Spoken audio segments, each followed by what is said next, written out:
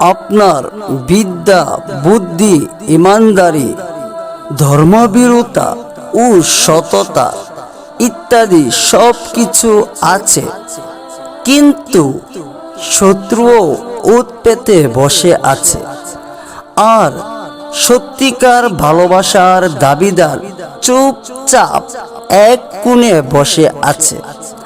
আপনার সৎ গুণাবলী যদি এইরূপই হয়, তবুও যদি শত্রু উল্টা রিপোর্ট প্রদান করে বাদশাহর দরবারে, আপনাকে জবাবদিহিতার কাঠগড়ায় দাঁড় করায়, তবে আপনার সমর্থনে কথা বলার সুযোগ কার থাকবে?